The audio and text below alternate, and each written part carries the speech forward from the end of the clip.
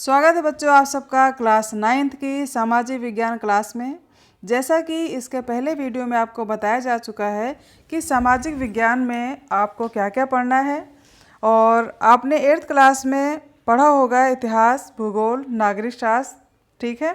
और अब जो क्लास 9th है इसमें आपका इकोनॉमिक्स यानी अर्थशास्त्र जुड़ गया है। उसी सीरीज़ में सामाजिक विज्ञान की क्लास में आज हम भूगोल विषय के अंतर्गत लेसन 1 जिसका नाम है भारत, आकार और स्थिति, यह भूगोल का पहला लेसन है और इसी पर आज हम चर्चा करेंगे। विस्तृत रूप से समझेंगे कि भूगोल के अंतर्गत भारत का आकार कैसा है और भारत की स्थिति। आइए देखते हैं लेसन में। जैसा कि देख रहे हैं आप, लिखा हुआ है पेज पे, भारत विश्व की प्राचीनतम संस्कृतियों में से एक है। पिछले 5 दशकों में भारत ने सामाजिक आर्थिक रूप से बहुमुखी उन्नति की है। कृषि, उद्योग, तकनीकी और सर्वांगीण आर्थिक विकास में अद्भुत प्रगति हुई है। भारत का विश्व इतिहास में भी महत्वपूर्ण योगदान रहा है। ये तो इसकी भूमिका थी। अब उसके बाद देखते हैं भारत की विश्व के मानचित्र पर इसकी स्थिति कैसी है। और भारत एक विशाल देश है। यह उत्तरी गोलार्ध में स्थित है और इसका मुख्य भाग 8 डिग्री 4 मिनट उत्तर से 37 डिग्री 6 मिनट उत्तर अक्षांश तथा 68 डिग्री 7 मिनट पूर्व से 97 डिग्री 25 मिनट पूर्व देशांतर तक स्थित है।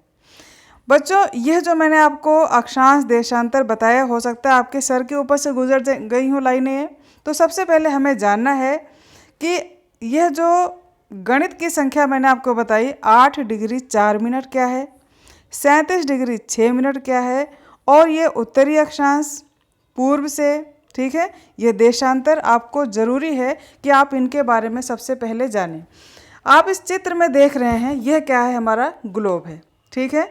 और इस ग्लोब में आपका भारत का जो नक्शा है दिख रहा होगा, बिल्कुल क्लियर है। ये हमारा भारत देश की स्थिति है। सबसे पहले ग्लोब में देखते हैं, यह जो 0 डिग्री की, ठीक है, और 0 डिग्री की यह पड़ी हुई जो लाइन है, यह लाइन पूरे ग्लोब को 2 भागों में बांटती है। ये उत्तरी भाग और यह है दक्षिणी भाग, ठीक है। और इस प्रकार से पूरी पृथ्वी को 2 भागों में बांटने वाली जो रेखा है, इसका नाम है 0 डिग्री अक्षांश रेखा। इसको हम भूमध्य रेखा भी कहते हैं, ठीक। और अब आइए हम जानते हैं कि इस 0 डिग्री के उत्तर में भारत की स्थिति क्या है, ठीक है। तो भारत की स्थिति, जैसा कि अभी आपने पढ़ा है, इसका मुख्य भाग 8 डिग्री 4 मिनट उत्तर। अब इसको हम इस ग्लोब पे कैसे दिखाएंगे? जैसा कि मैंने बताया, यह जो भूमध्य रेखा है इसका मान है 0 डिग्री, और भारत का जो स्थिति है इस 0 डिग्री से 8 डिग्री 4 मिनट, यहाँ से यह है 8 डिग्री 4 मिनट, ठीक है। और उत्तर से, उत्तर क्यों कहा गया है इसको? क्योंकि यह भूमध्य रेखा जो है डॉट वाली लाइन, यह इसके पूरा पार्ट क्या है, ये उत्तर है, और इसके नीचे वाला पूरा भाग क्या है, दक्षिण है। तो हम क्या लिखेंगे? भारत की स्थिति 8 डिग्री 4 मिनट से 37 डिग्री 6 मिनट, ये 37 डिग्री यहाँ पर आएगा। तो भारत की पूरी उत्तर से दक्षिण, ठीक है, आपको लोकेशन पता करनी है। 8 डिग्री 4 मिनट उत्तर से दक्षिण क्यों नहीं किया मैंने? क्योंकि ये भूमध्य रेखा के नीचे के भाग है और भारत भूमध्य रेखा के दक्षिण में ना होकर के यह है उत्तर दिशा में। तो इसका सही जो वेरिफिकेशन हुआ, या आप कहते हैं इसकी जो स्थिति है, आप कह सकते हैं 8 डिग्री 4 मिनट से 37 डिग्री 6 मिनट उत्तर अक्षांश। अब अक्षांश क्या है ये भी समझ लें। अक्षांश रेखाएं इस ग्लोब पे, ये जो आपको पड़ी हुई रेखाएं हैं, ठीक है, लेटी हुई रेखाएं हैं गोलाकार, इनको हम कहेंगे अक्षांश रेखा, और इंग्लिश में इसे कहते हैं लैटिट्यूड, ठीक है। लैटिट्यूड यानी लेटी हुई जो रेखाएं हैं उनको हम कहेंगे अक्षांश रेखा। तो आशा आप समझ में आ रहा होगा। उत्तरी अक्षांश और 68 डिग्री 7 मिनट। अब इस 68 डिग्री 7 मिनट को हम कहाँ दिखाएंगे? आप देख रहे हैं यह जो बीच में लाइन खींची गई है यह है ग्रीनविच रेखा। ठीक है, ग्रीनविच रेखा के आप जब इधर आएंगे अपने राइट साइड तो ये होगा पूरब, यानी ये होगा हमारा ईस्ट, और लेफ्ट साइड जब आएंगे तो ये होगा हमारा वेस्ट। तो भारत ग्रीनविच रेखा के किधर है? पूरब में है। ठीक है, तो अब भारत की लोकेशन, अब ये इसकी जो ग्रीनविच है इसका मान क्या है? 0 डिग्री। अब 0 डिग्री से बढ़ते हुए भारत की जो स्थिति है किस देशांतर पर है? 68 डिग्री 7 मिनट। यहाँ से हम जब इसको काउंट करेंगे किनारे से तो यह भारत की लोकेशन बन रही है 68 डिग्री 7 मिनट पूर्व। पूर्व क्यों कहा मैंने? क्योंकि ये ग्रीनविच रेखा ये जो है इसके भारत पूर्व में है, वेस्ट में इधर नहीं है, बिल्कुल रॉन्ग हो जाएगा। आप इस चीज़ का ध्यान रखें, दिशाएं आपको एग्जैक्ट सही बतानी है। तो भारत की स्थिति क्या है देशांतर पे? 68 डिग्री 7 मिनट पूर्व, ठीक है, से 97 डिग्री पश्चिम, 97 डिग्री 25 मिनट पूर्व। अब 97 डिग्री कहाँ आता है? ये जो भारत का अंतिम ये छोर है, यहाँ पर आएगा भारत 97 डिग्री 25 मिनट पूर्व देशांतर। अब आप सोच रहे होंगे ये देशांतर क्या है? अब देशांतर बच्चों आप इस ग्लोब में देख रहे हैं, ये जो खड़ी रेखाएं हैं उत्तर से दक्षिण की ओर ये जो रेखाएं खींची गई हैं इनको हम कहेंगे देशांतर रेखा, और इंग्लिश में कहेंगे लॉन्गिट्यूड, यानी जो लॉन्ग रेखाएं हैं उनको हम कहेंगे लॉन्गिट्यूड, हिंदी में कहेंगे देशांतर रेखा। तो आशा है आपको समझ में आ गया होगा। आइए अब आगे चलते हैं। और हाँ देखिए, कर्क रेखा इसका जो मान है 23 डिग्री 30 मिनट उत्तर में देश को लगभग 2 बराबर भागों में बांटती है। कर्क रेखा हमारे देश भारत के बिल्कुल मध्य से होकर जाती है और ये भारत देश को 2 बराबर भागों में बांटती है।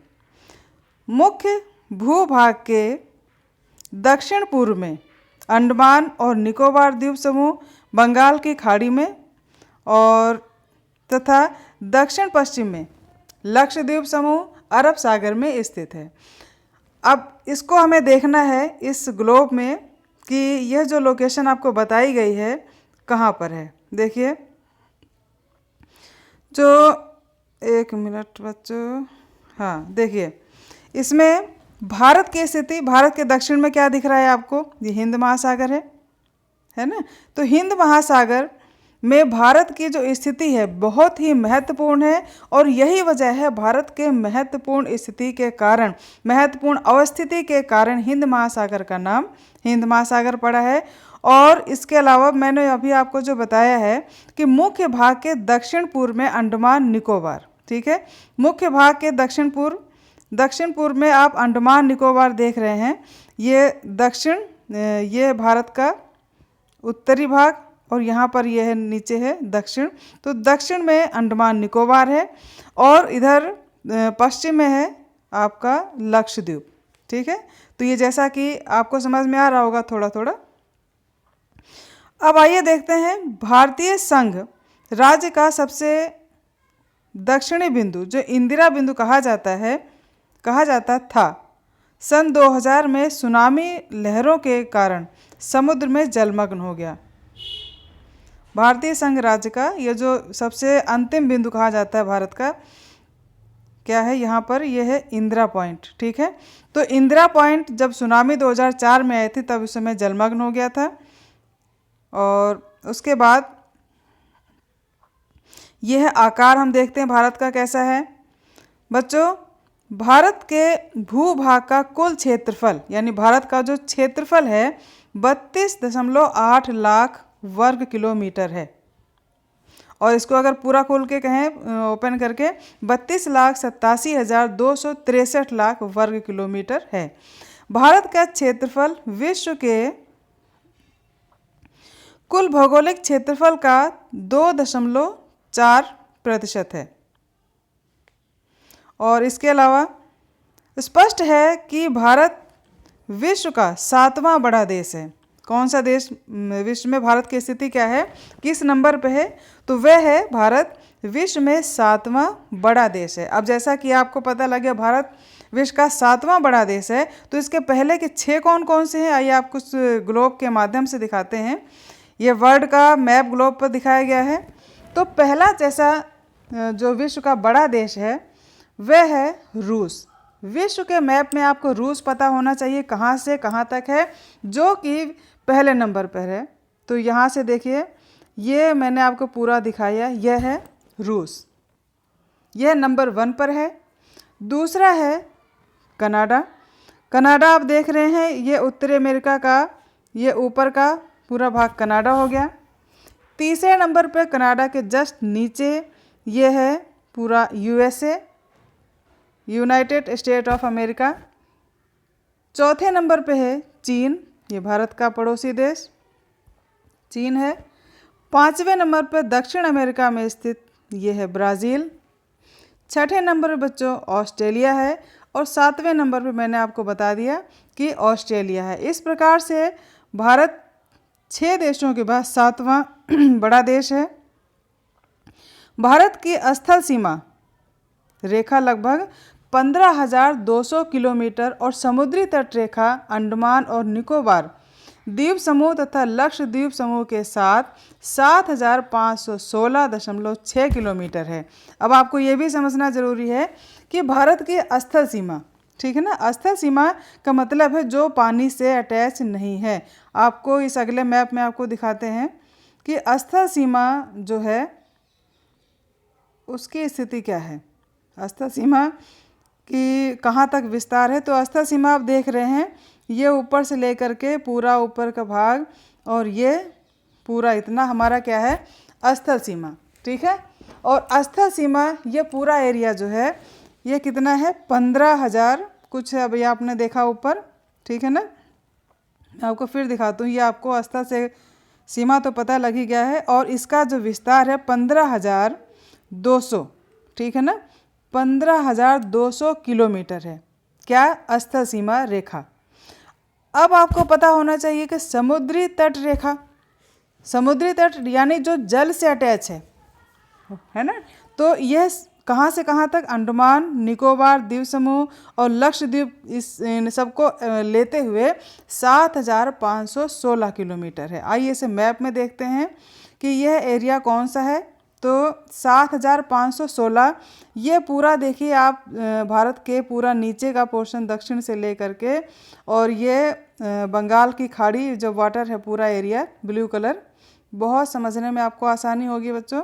तो ये पूरा नीचे से ले करके और ये बंगाल की खाड़ी, इसमें देख रहे हैं ये लक्षद्वीप है, ये अरब सागर है, बंगाल की खाड़ी, अंडमान निकोबार द्वीप समूह, ये पूरा एरिया ले करके इसका कुल एरिया कितना है, 7,516। तो ये आपको समझ में आ रहा होगा, किलोमीटर हुआ है। भारत के उत्तर पश्चिम तथा उत्तर पूर्वी सीमा पर नवीनतम वलित पर्वत है, यानी जो पर्वत है मोड़दार, वह कैसे हैं, नए बने हुए हैं, जो कि अभी भी धीरे धीरे ऊंचाई की ओर बढ़ रहे हैं। इसके दक्षिण का भूभाग उत्तर में चौड़ा और 22 डिग्री उत्तरी अक्षांश से दक्षिण महासागर की ओर सकरा होता गया है। भारत के भारत के नक्शों को अगर आप देखें तो इसमें जो है उत्तर का भाग तो आपने देख लिया, दक्षिण के भाग नीचे की ओर देखिए नुकीला, और उत्तर की ओर ये चौड़ा। यही आपको इस सेंटेंस बताया गया है। उसके बाद बच्चों चित्र में आपने देख लिया, मैंने बता दिया गुजरात से अरुणाचल प्रदेश के स्थानीय समय में 2 घंटे का अंतर है, अतः 82 डिग्री 30 मिनट पूर्वी देशांतर रेखा को भारत की मानक यामोत्तर यानी देशांतर रेखा माना गया है, जो कि उत्तर प्रदेश के मिर्ज़ापुर से गुजरती है। अक्षांश का प्रभाव दक्षिण से उत्तर की ओर दिन और रात की अवधि में पर पड़ता है। यानी भारत का जो प्रधान देशांतर रेखा है वह देखिए ये है, ये जो डॉट वाली लाइन है बीच की प्रधान देशांतर रेखा, इसका मान है 82 डिग्री 30 मिनट। ठीक है, आपको समझ में आ रहा हो, इसीलिए मैं आपको बार बार मैप के द्वारा शो कर रही हूँ जिससे आप कंफ्यूज ना हो कहीं भी। अब आइए देखते हैं भारत और विश्व। लेकिन इसके पहले आप इस ब्लू कलर के बॉक्स में अपनी बुक में देख रहे हैं 82 डिग्री 30 मिनट पूर्व देशांतर को भारत की मानक यामोत्तर क्यों माना गया है? कन्याकुमारी और कश्मीर में दिन रात की अवधि में अंतर क्यों है? ये भी आपको आगे बताएंगे, लेकिन वो अगली वीडियो में। फिलहाल आप इस वीडियो में इतना ही देखें। अब आइए देखते हैं भारत तथा विश्व। इस हेडिंग में भारतीय भूखंड एशिया महाद्वीप के पूर्व और पश्चिम के मध्य में स्थित है। पूर्व पश्चिम मैंने आपको ऊपर बता दिया है अभी ग्लोब के माध्यम से। भारतीय भूभाग एशिया महाद्वीप का दक्षिणी विस्तार है। हिंद महासागर जो कि पश्चिम में यूरोपीय देशों और पूर्वी एशियाई देशों को मिलाता है, भारत को केंद्रीय स्थिति प्रदान करता है। देखिए, दक्षिण का पठार हिंद महासागर में शीर्षवत फैला हुआ है, ये मैंने आपको अभी दिखाया नीचे मैप में। और पश्चिम एशिया, अफ्रीका और यूरोप के देशों के साथ साथ पूर्वी एशिया के देशों से भी पूर्वी तट के माध्यम से निकटतम संबंध बनाए हुए हैं। हिंद महासागर में किसी भी देश की तटीय सीमा भारत जैसी नहीं है। ठीक है, भारत की इसी महत्वपूर्ण स्थिति के कारण एक महासागर का नाम इसके नाम पर रखा गया है। तो जैसा कि आप क्लियर हो गया कौन सा महासागर है, वो हिंद महासागर है, क्योंकि हिंद, भारत, हिंदुस्तान सब एक ही हैं।